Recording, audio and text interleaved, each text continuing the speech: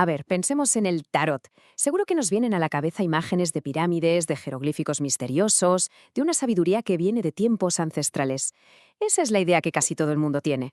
Pero, ¿y si la verdadera historia no estuviera en las arenas de Egipto, sino en los salones lujosos de la Italia del Renacimiento? Pues ahí vamos a desmontar el mito y a descubrir la evolución, que es fascinante y sobre todo muy sorprendente, de estas cartas.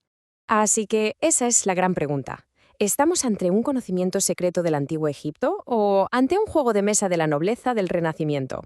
La leyenda del origen egipcio es muy potente, claro, ha capturado la imaginación de muchísima gente durante siglos, pero la evidencia histórica, los documentos, nos cuentan una historia completamente distinta, y en mi opinión, es una historia mucho más interesante. Es que el contraste es brutal. Por un lado, el mito, que nos habla de un origen místico en Egipto con un propósito de adivinación desde el primer día. Y por otro, la realidad, que nos lleva a la Italia del siglo XV y a un propósito, bueno, mucho más mundano.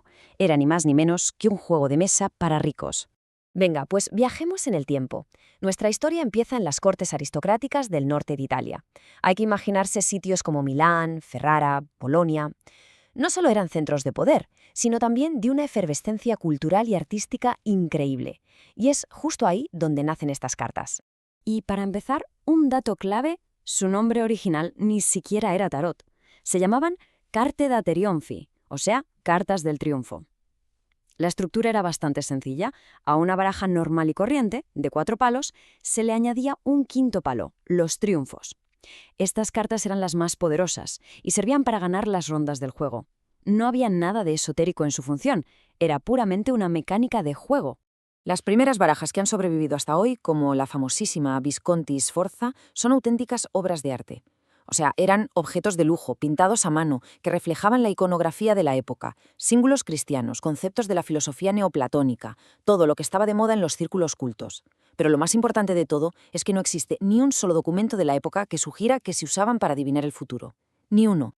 Claro, este juego italiano no se quedó quieto, empezó a viajar, y al llegar a Francia, su destino cambió para siempre. Y aquí es donde la historia da un giro de guión espectacular. Aquí empieza la gran reinvención del tarot, su metamorfosis de un simple pasatiempo a una potente herramienta esotérica. Vamos a ponerlo en perspectiva. Durante 200 años fue un juego, sin más. Luego, en el siglo XVII, gracias a la imprenta, se hace súper popular con un diseño que hoy conocemos como el tarot de Marsella. Pero el verdadero punto de inflexión, el cambio radical, llega en el siglo XVIII, cuando un grupo de intelectuales metidos en el ocultismo francés pone sus ojos en estas cartas y ve algo completamente diferente. Y este es el momento exacto en que nace el mito que ha llegado hasta hoy. Un erudito francés llamado Antoine Coeur de Gebelin ve las cartas del tarot de Marsella y, basándose en una intuición completamente equivocada, declara que son en realidad los restos del legendario libro de Thoth, una especie de enciclopedia perdida del conocimiento egipcio. Es una teoría súper romántica, fascinante, sí, pero históricamente es pura ficción, no tenía ninguna prueba. Pero lo increíble es cómo esa idea, esa semilla de ficción que plantó de Gebelin, echó raíces y acabó floreciendo en un sistema mágico súper complejo que al final daría lugar a la baraja de tarot más famosa del mundo. Esto no pasó de la noche a la mañana, claro, el proceso fue gradual. Primero, un ocultista muy famoso, Eliphas Levi, conecta sistemáticamente los arcanos del tarot con la cábala judía. Después, una sociedad secreta inglesa, la Golden Dawn, lo convierte en una pieza central de sus rituales mágicos.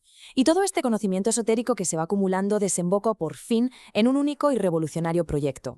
1909. Hay que quedarse con este año. Es el año en que todo cambia para siempre con la publicación de la baraja Rider-Waite-Smith, que es la baraja que va a definir cómo se usa el tarot durante todo el siglo XX y, de hecho, hasta el día de hoy. Y la genialidad de esta baraja se la debemos en gran parte a su artista, Pamela Colman y Smith. Porque hasta ese momento, las cartas menores eran como las de una baraja de póker. Un 3 de bastos pues tenía 3 palos dibujados. La revolución de Smith fue crear pequeñas escenas, historias para cada una de las 56 cartas, abriendo un universo de interpretación intuitiva para todo el mundo, no solo para los expertos. Con las imágenes de Smith, que eran tan fáciles de entender, el tarot estaba listo para su siguiente gran salto. Iba a pasar de ser una herramienta para supuestamente predecir el futuro a convertirse en un espejo del alma, un mapa para la exploración psicológica y el crecimiento personal. Y aquí las ideas del famoso psicólogo Carl Jung sobre los arquetipos y el inconsciente colectivo encajaron como un guante. De repente, las figuras de las cartas, el mago, la emperatriz, el ermitaño, ya no se veían como personajes que predecían el futuro, sino como representaciones de partes universales de nuestra propia mente, facetas que todos compartimos. La contracultura de los años 60 lo abrazó por completo, y desde entonces hemos visto una explosión de creatividad. Hay miles y miles de barajas de artistas de todo el mundo. Es que hoy el tarot es muchísimas cosas a la vez, una herramienta terapéutica, una fuente de inspiración para el arte y para mucha gente un camino de autoconocimiento. Fijaos en el viaje.